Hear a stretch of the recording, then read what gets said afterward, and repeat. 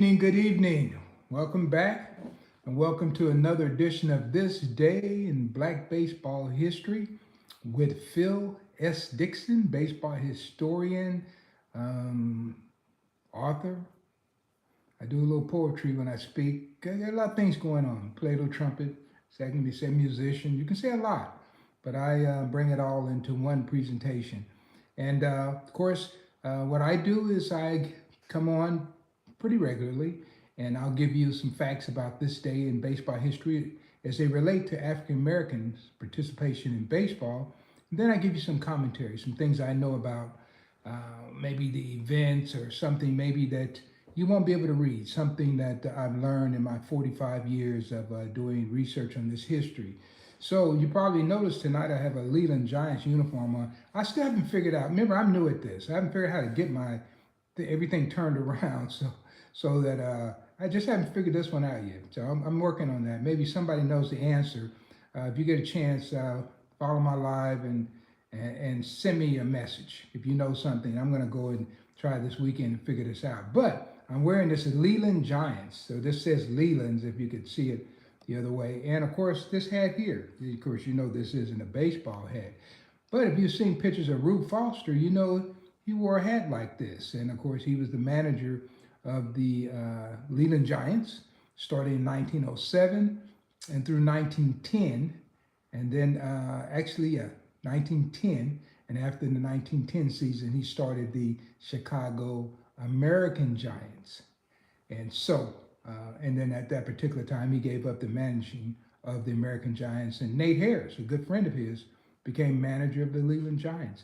Actually, Rube Foster and Nate Harris played together and with the 1906 Philadelphia Giants. So, and of course, Nate Harris came to Chicago with Rube. So they were good friends. And Nate Harris was quite the football player. Actually, he played football and was a teammate of Pete Hill, who's a Hall of Famer, and on a football team in Pittsburgh. So anyway, I'll have to talk about that one night. Hopefully during this fall season when I'm talking a lot about football and baseball players who played football, I'll probably get a chance to mention that. So, all right, let's get right into it tonight. All right, so let's see. All right, let's see. Okay, well, the first one I'm going to do is actually from 1905. It's October 22nd, 1905. In a hotly contested game at Chicago's National League Park, a fight between pitcher Walter Ball of the Leland Giants and Roberts of the Union Giants, the Chicago Union Giants, ended with Walter Ball, breaking his hand after slugging Roberts. So the Union Giants won the game 5-2. Now Walter Ball is a legend in my personal opinion, and I think that he should be in Cooperstown. Great pitcher, played for a long time. He actually, when he came to Chicago, it was the first time he had played on all black teams. Prior to that, he'd been playing in Minnesota. He was in the Red River Valley League, and so he played with white teams, and then he came and ended up playing with Chicago, and then goes on to play with many, many outstanding teams: the Cuban X Giants, the Philadelphia Quaker Giants, the St. Louis Giants, Chicago Giants. It just goes on and on and on. Walter Ball, a great pitcher, but on this day, hey, got in an argument, broke his hand in a fight. Can you imagine that? And of course, it was October 22nd, so he had the whole winter to heal. Interesting thing about Walter Ball, I do have his death certificate. And when he died, he was married to a younger lady. So when his death certificate doesn't have his correct age, he was much younger according to his death certificate.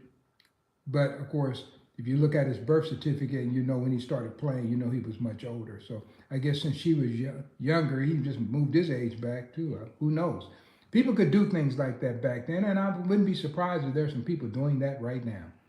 All right, so October 22nd, 1906, the Association of Colored Baseball Clubs of the United States and Cuba is formed at the Lions Club, 87 Fleet Street in Brooklyn, New York. Members include the Philadelphia Giants, the Cuban X Giants, the Cuban Giants, Brooklyn Royal Giants, and the Havana Cuban Stars. So this is one of the early attempts, not the first attempt, but the early attempt to organize a league. And so in 1905, they couldn't come to an agreement. So the Cuban ex-Giants never played the Philadelphia Giants. The Cuban Giants played the Philadelphia Giants one time, and the Brooklyn Royal Giants played them maybe about 12 times. But in 1906, they played each other quite a bit. So they all came together, and at the end of 1906, they decided they were going to organize into a league. And then in 1907, they played many games against each other. So it's kind of interesting part of history where they didn't organize what they called a Negro League. If you notice, the Association of Colored Baseball Clubs. So probably until I'm going to say 1920, when Ruth Foster organized the Negro National League. Before then, everything was called the Colored League. And so that was just the popular term at that particular time. So, if you go through the American history, you're going to see that sometimes they're using colored. And then starting around 1920, 1919, you start to see Negro become the popular term. And then later on, by the time I come along, you start to see black. But then a lot of people didn't want to use black, and they used African American. So all of those names have been used interchangeably through the years. So just give you a little history lesson there, because sometimes when I would go and chime into people's webpage, I might make a comment, and then somebody would look down and they would see Negro League Man. That's why I went by. I still go by that on Twitter, and they would see Negro League Man, and so sometimes people didn't know if they should say Negro. And so, but my name has been Negro League Man online because I covered the Negro Leagues for over 45 years. So, all right, that's a little history there.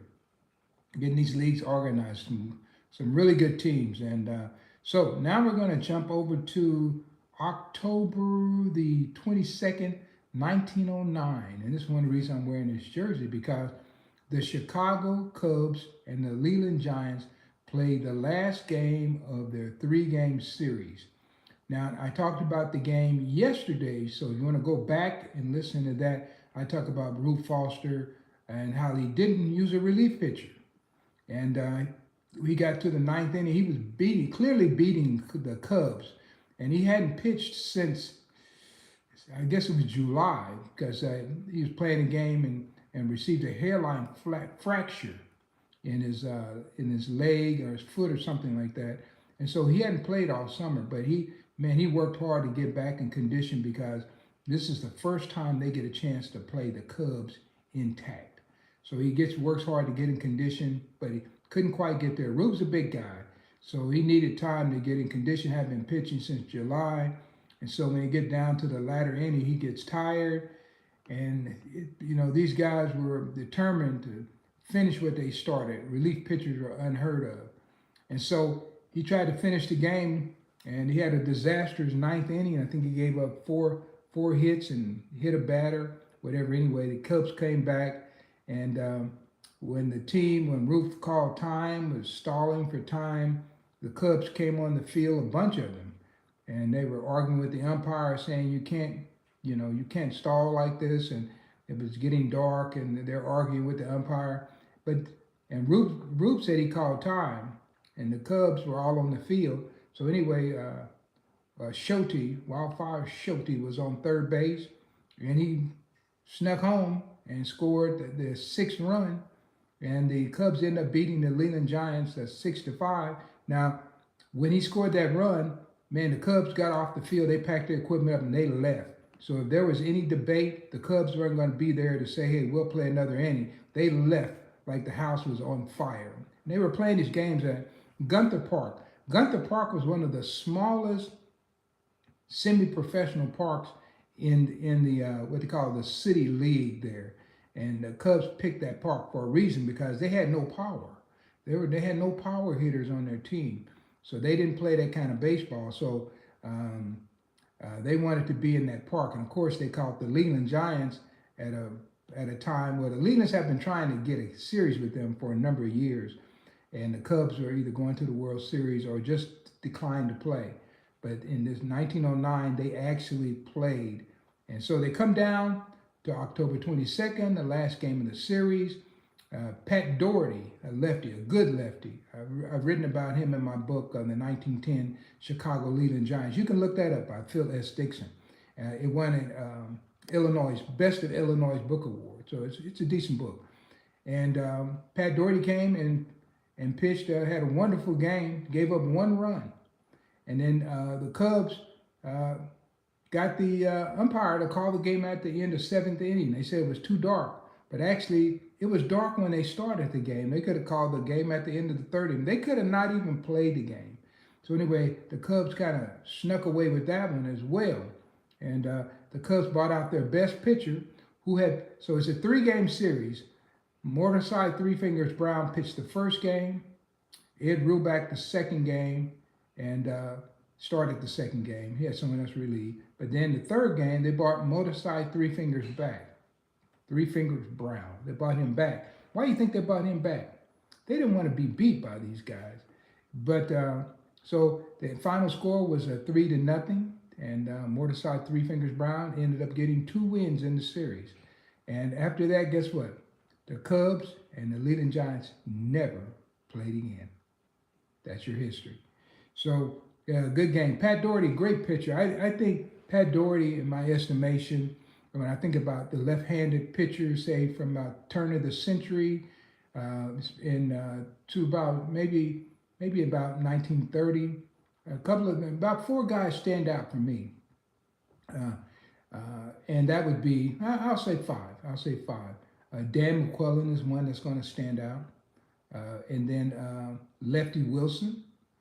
Plays for the Paige Giants and many other teams. Dan McClellan was on the East Coast, played for teams like the Cuban X Giants, the Philadelphia Giants. So he's on the East Coast, right? And then you're going to have Pat Doherty.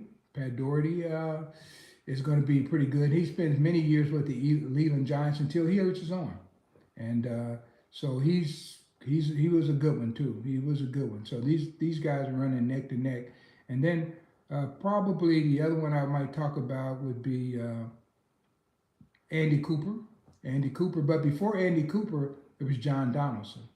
And John Donaldson was just a great pitcher.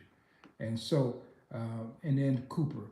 Those are some that I personally think stand out amongst all others. And in my estimation, any of those guys could have walked right into the Hall of Fame had baseball been equal in the way that it covered the legends. It just so happens that John Donaldson has not been able to get in, and he's been up for voting in 3 times that I know of, 3 times, and I've been close around at least 2 of those times. And the last time I wasn't around, which was just last December, he didn't get in. But Cooper is in the Hall of Fame. But nothing for Doherty, nothing for Dan McClellan, and George Wilson. So hopefully history will be more kind to those individuals than what's happening right now. So a lot of work continues to be done. A lot of history needs to be told, and it needs to be good, sound history. So there are guys out here just writing books just so they can say they published something. But I'm not into that. I'm into publishing something that makes a statement. I mean, really a statement. And the statement shouldn't be, I wrote a book on so-and-so. The statement ought to be, this book proves something. And so that's the kind of things that I like to address. And so if you ever see any of my work, I'm always trying to prove something, prove someone. All right? So let's go to one more. Let's go to 2 more. I'm taking so much time here.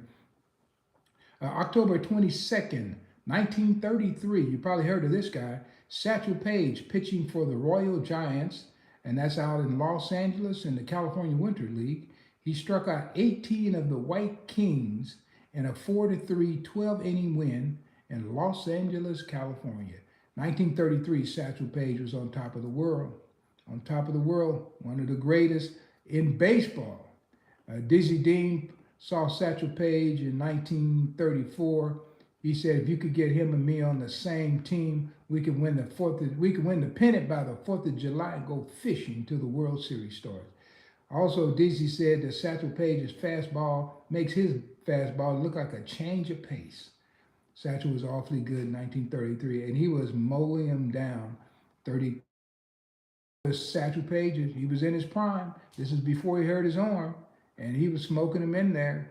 A legend, and he's in the Cooperstown for a good reason.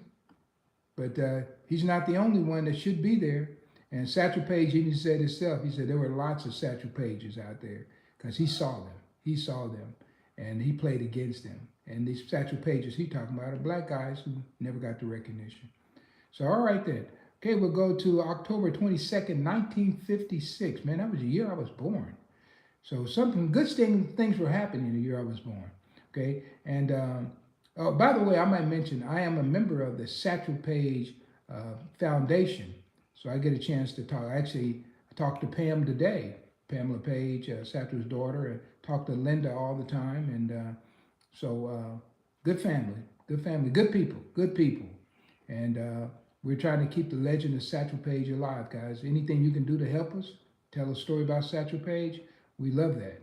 All right, so October 22nd, 1956, Frank Robinson, age 20, of the Cincinnati Reds, is voted Rookie of the Year in the National League. He was a unanimous pick on 197 of the ballots cast. He batted .290 in 158 games, hit 27 doubles, 6 triples, while driving in 83 runs. And of course, you know, Frank Robinson goes on to hit over 500 home runs. The interesting thing, back, I'm going to say this might have been 1970. The Orioles used to come to Kansas City. And back in those days, the Orioles were the Eastern teams. They would come in twice a year and play a series. Now they only come once a year. And you play a lot of people in your own division. But they would come in twice a year. And so the Warriors were world champions. Man, they had a good team, boy. I tell you, growing up, man, they had probably remember Brooks Robinson on third and Mark Belanger, shortstop, and they had Dave Johnson playing second base. Boog Powell. Every time he would come up, and people would cheer for him, and they'd say "Boog, Boog." People thought they was booing him, Boog, but no, they were saying Boog. And so Boog Powell was slugging them in there. Of course, they had a couple of catchers. Elrod Hendricks was there, who I used to talk to Elrod all the time. Andy Etchebarren was there. And in the outfield, they had, well, Don Baylor came later, but when I first saw them, they had Paul Blair, they had Kurt Belfry, and of course, Frank Robinson.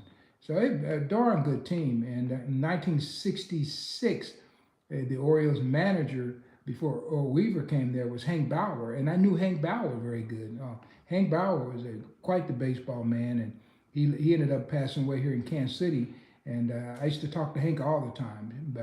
Tremendous strategist. He knew a lot of baseball, just a guy, ex-Marine. But I used to go and see the Orioles when they would come. And I remember one time I had a seat, it probably was like on the first base line somewhere in there. And Frank Robinson came up and he hit a line drive home run. And if you can imagine this, when the ball left it, the second baseman actually jumped up. And, you know, the ball just kept rising, and it went straight out the park. And there was a kind of shorter fence in right field. They went out right field. And I remember being a little kid and watching that. I had seen home runs hit before, but they were these high home runs, arcing kind of home runs. I had never seen a line drive home run. First time I saw that and never forgot it. And man, when I got my bat, I wanted to hit like that. I wanted to hit line drive home runs just like Frank Robinson. Later on, I did get a chance to meet Frank a number of times, talk to Frank. And he was an interesting guy. I will tell you one thing. Once I wrote a story for the Kansas City Call. Yes, I did also write sports for newspapers. And I wrote a story in the Kansas City Call about Frank Robinson being a modern-day Rube Foster. And so when Frank came to town, I went down to the clubhouse before the game, and I was showing him this article. Now I have to tell you, Frank never signed autographs. He quit signing autographs. So, but I had a program from when he had, it was like a yearbook when he had managed Santurce over in the Puerto Rican Winter League. And so, anyway, I wanted to get it signed. And so, anyway, I presented Frank Robinson with this article, had a copy for him, everything, gave it to him. And I said, hey, Frank, I know you don't sign autographs, but I would really appreciate it if you would sign this for me. And Frank Robinson, he said to me, he said, I knew this was going to cost me something, but he went ahead and signed it. And today I have that magazine. It's a prized possession in my collection. Frank Robinson signed, and right there in the locker room. All right. So I tell you what, we always do before we leave. We do a coming and a going, and so I'm going to do a going. There's a couple of them I could do. Province Bradley, of course, played for the Cincinnati Tigers, 1937, born in Shreveport, Louisiana. He's coming. I got a chance to interview several people who played for the Cincinnati Tigers, which included Howard Easterlin, of course. I interviewed Jelly Taylor's brother. Who else did I interview? Marlon Carter, interviewed him. Have to think of Ted Double Duty Ratcliffe, interviewed him as well. Actually, when the Cincinnati Tigers went defunct, Double Duty Ratcliffe took a bunch of those guys to Memphis and re-energized the Memphis Red Sox. So, yeah, so good history. But I'm going to not spend too much time on Bradley, but I will go to a guy named Al Pinkston. I actually got a chance to interview Al Pinkston. Al Pinkston was born October 22nd, 1917, and he was born in New Bern, Alabama. Now, he did play for the Memphis Red Sox for just a period. Later on, I think they said he played just a few games with the Cleveland Buckeyes. And then he goes on and he gets signed by the Philadelphia Athletics. And he was a good ball player, really good ball player. And Pinkston, in I want to think what year was that, 1952, he's playing, I think, for St. Hyacinth in the Canadian League, and he won the Triple Crown. He goes down to Mexico, man, he's knocking the cover off the ball to the point that he's in the Mexican Baseball Hall of Fame, Mexican League Baseball Hall of Fame. He hit the Triple Crown in Canada, in the Mexican Baseball Hall of Fame, and he comes back to the United States.